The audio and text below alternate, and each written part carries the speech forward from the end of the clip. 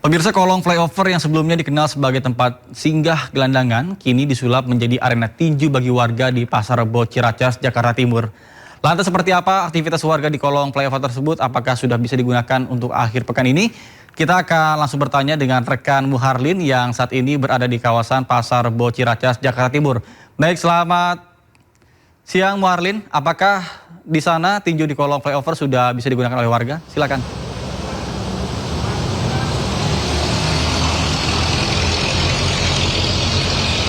Selamat siang Nata dan juga pemirsa. Untuk aktivitas di flyover atau di kolong tol Pasar Rebo ini seperti terlihat di belakang saya masih nampak sepi begitu dan belum dibuka untuk latihan boxing dari para remaja atau anak-anak yang memang sering latihan di tempat ini. Juga atau yang pengelola dari tempat yang mana menginfokan jika untuk arena latihan boxing atau tinju ini dibuka biasanya pada sore. Sampaikan Nata dan juga pemirsa, di kawasan Jalan Layang Flyover atau Flyover Pasar Rebo ini kini disulap begitu menjadi arena olahraga. Salah satunya yaitu arena boxing atau tinju dari yang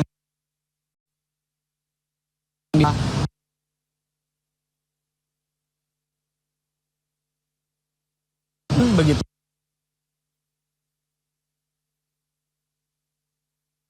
Kawasan flyover Pasar Rebo Jakarta Selatan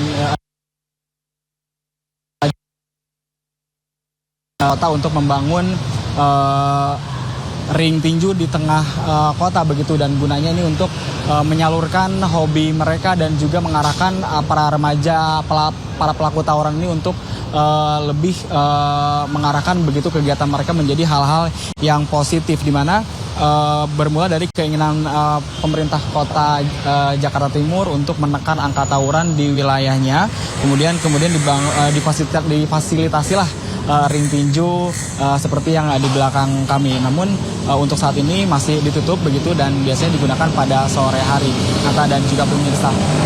Dan perlu kami informasikan untuk kondisi saat ini masih sepi dan bisa kami masih memantau nanti jika mulai sudah berdatangan begitu para remaja yang ingin berlatih yang biasanya mereka berdatangan pada pukul 3 sampai dengan 5 sore hari nanti. Nata.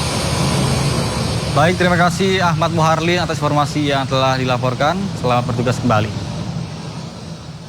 Pemirsa, Sindo Siang kita awali dengan informasi Brigadir Polisi Arya Supena saat gagalkan aksi pencurian sepeda motor meninggalkan luka mendalam bagi keluarga. Di kota Metro Lampung, kedatangan jenazah korban pun disambut tangis histeris.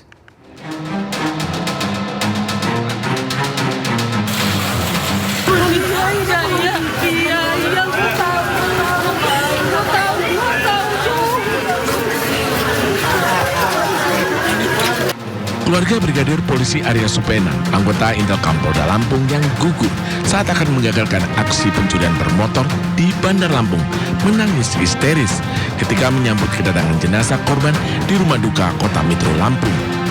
Almarhum Brigpol Arya Supena dikenal sebagai sosok pria penyayang dan rajin beribadah. Ia gugur meninggalkan seorang istri dan 2 anak yang masih kecil. Atas kepergiannya, keluarga mendesak kepolisian dapat segera menangkap para pelaku. Mewakili keluarga besar, sudah barang tentu kami minta pelakunya segera mungkin ditangkap, kemudian diadili seadil-adilnya.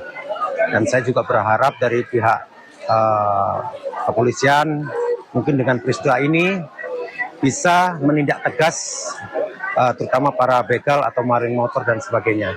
2 orang pelaku curanmor saat ini masih terus dilakukan pengejaran dan sudah dibentuk tim khusus dari Jatanras Polda Lampung bersama Jatanras Polresta Bandar Lampung dan dari Polsek ya. Mohon doa dari teman-teman semuanya, mudah-mudahan kita bisa segera menangkap pelakunya.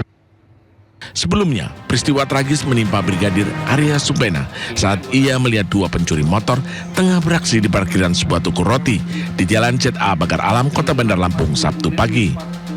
Naas saat berusaha menggagalkan pencuri motor, korban roboh akibat kepalanya ditembak oleh salah satu pelaku.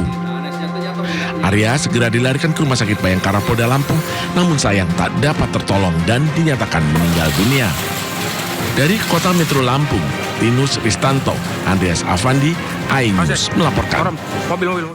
Pemirsa, seorang perempuan asal Lampung diamankan polisi atas kasus penculikan balita yang diasuhnya. Pelaku membawa korban dari Tulung Agung, Jawa Timur, diamankan polisi di wilayah Kabupaten Serang, Provinsi Banten. Lalu, mana suaminya? Suaminya di rumah. Tanpa seizin orang tuanya. Kami dapat koordinasi dari Polres Tulung Agung ya. Sekarang ibu ikut dulu sama kami ke Polres ya. Kepolisian Tulung Agung berhasil memberhentikan sebuah bus dan mengamankan seorang penumpang perempuan beserta seorang balita di wilayah Serang, Banten. Perempuan asal Lampung ini dilaporkan atas dugaan penculikan atas balita 17 bulan tersebut. Kasus berawal saat seorang ibu di Tulung Agung menitipkan anaknya kepada tersangka pada tanggal 30 April 2026. Penitipan karena pelapor bekerja pada malam hari dan butuh bantuan pengasuhan anak. Selama 4 hari penitipan, pelapor dipersulit menemui anaknya. Puncaknya pada 5 Mei siang saat video call, pelapor mengetahui tersangka sedang berada dalam bus. Setelah itu komunikasi pun terputus. Alasannya hanya untuk menguasai anak tersebut. Profilnya tersangka ini sudah menikah, tetapi sudah punya anak 3 di Lampung. Jadi anak yang mau dikuasai ini dibawa ke Lampung untuk dibawa di situ juga. Dan ini sudah muncul niatnya. Niatnya apa? Dia ngekos di salah satu tempat kos. Dan dia membawa semua barang-barang bisa kita lihat, barang-barangnya tersangka sudah dibawa dan dimasukkan dalam bis untuk berangkat ke Lampung dan tidak akan kembali ke Tulung Agung. Jadi gambaran niatnya sudah tergambar. Selain mengamankan tersangka dan korban, petugas juga minta barang bukti berupa telepon genggam, screenshot percakapan, serta tiket bus jurusan Lampung.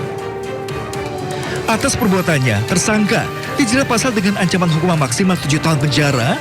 Sementara saat ini, korban telah kembali ke pangkuan ibunya dalam kondisi sehat. Dari Tulung Agung, Jawa Timur, Anang Agus Faisal, iNews melaporkan. Tim SAR gabungan kembali melanjutkan pencarian terhadap 3 pendaki Gunung Dukono di Kabupaten Halmahera Utara, Maluku Utara. Ketiga korban masih terjebak di atas puncak saat terjadi erupsi Gunung Dukono pada Jumat kemarin.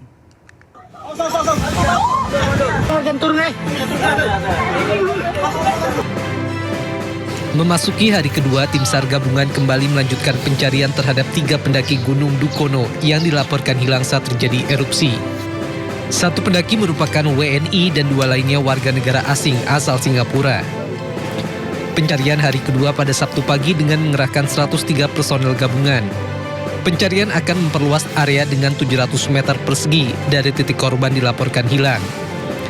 Pencarian ketiga korban dilakukan tim SAR gabungan secara ekstra karena mengingat kondisi Gunung Dukono masih terus erupsi dengan menimbulkan abu vulkanik yang tinggi. Lakukan melalui pencarian melalui darat dan udara. Drone yang dikeluarkan baik dari Basarnas maupun dari teman-teman Brimob akan melakukan pencarian melalui udara. Dan sementara untuk tim darat ada sekitar 103 orang tim SAR gabungan yang tergabung dalam pencarian kali ini. Diketahui ketiga korban melakukan pendakian sehari sebelum terjadi erupsi Gunung Dukono di Kecamatan Galela, Kabupaten Halmahera Utara.